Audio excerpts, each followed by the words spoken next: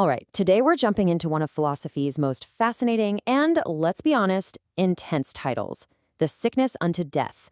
This is a work from 1849 by the Danish philosopher Søren Kierkegaard, and it tackles a condition that he argued affects every single one of us. So the title itself is a riddle, right? What could possibly be a sickness that's worse, or at least lasts longer, than death itself? To really get Kierkegaard's answer, we first have to look at the pretty strange way he even presented this book to the world. So right off the bat, there's a puzzle. Kierkegaard didn't even put his own name on it as the author. He used the pseudonym Anti-Climacus and just listed himself as the editor.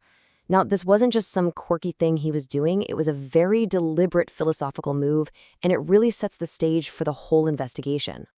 And that brings us right back to the central question.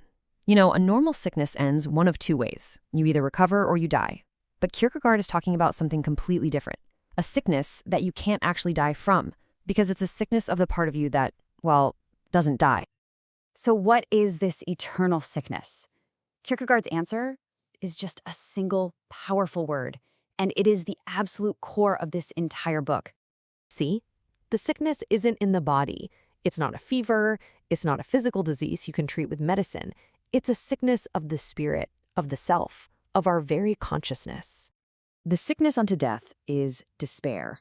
But, and this is absolutely critical to understand, he is not just talking about feeling sad or hopeless. For Kierkegaard, the self is like a synthesis, a really delicate balancing act between the finite and the infinite, the physical and the spiritual. And despair? That's the state of being when that synthesis is out of whack, when your self is spiritually misaligned. Kierkegaard makes this crucial distinction right in the book's preface. You know how we sometimes think of hitting rock bottom, that moment of despair, as the painful thing that forces us to change, almost like a cure? Well, he says, nope. Despair isn't the medicine. It is the disease. Okay, this all sounds pretty abstract, doesn't it? A sickness of the spirit, a self that's not being true to itself. So how does this actually show up in a person's life? How would you even know if you had it?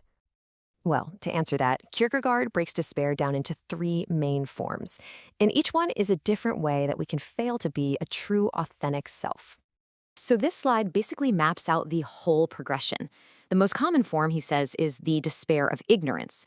This is basically living life on autopilot, totally absorbed in worldly things, your job, your social status, without ever even realizing you have a deeper spiritual self to begin with. Then there's the despair of weakness. This is when you're aware you have a true self, but you're afraid or just unwilling to actually commit to being that person. And finally, the most intense form is defiance. This is where you desperately want to be yourself, but only on your own terms, rejecting any higher power and insisting that you are your own creator.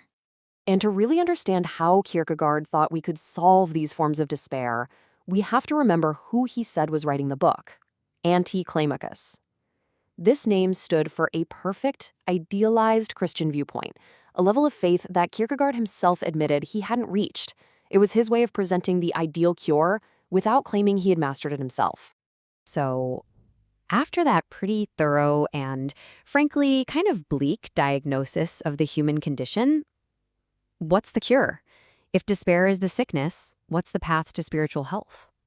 The entire solution is packed into this one dense sentence. The idea is that to cure the sickness, the self has to do two things at once. It has to fully accept and commit to being itself, while also recognizing that it is grounded transparently in the power which constituted it.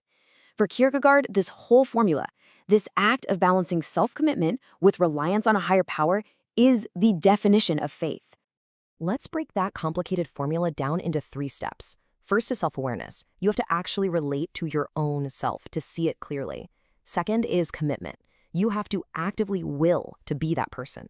And third, and for him this was absolutely essential, is a kind of surrender, grounding that self in the higher power that created it.